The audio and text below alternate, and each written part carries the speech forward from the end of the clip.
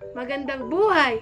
Ako po, si Ayakiel, si Villaflor, Grade 5, Diosdado Macapagal. Ito po ang performance task ko sa GMRC 5. Pagpapakita ng pagmamalasakit sa nakakatanda, mga sitwasyon o parilala. Ate Aya, kumusta naman yung pag-aaral mo? Okay lang po dito.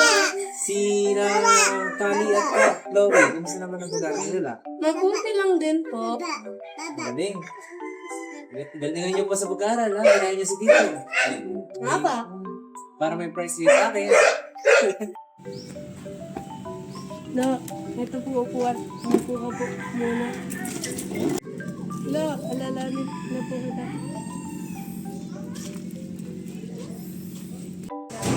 Ate Aya! Ano po ma? Nagawa mo na yun ang assignment mo?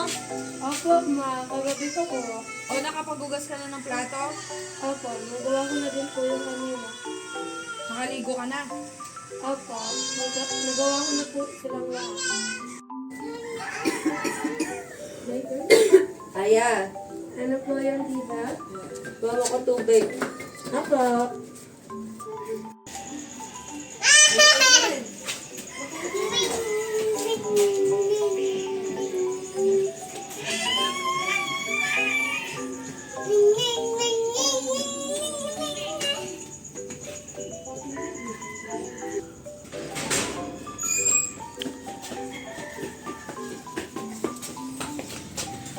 Tita na po, tita. Thank you.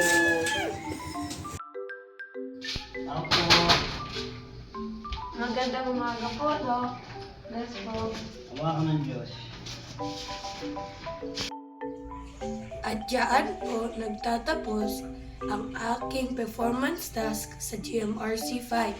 Paalam!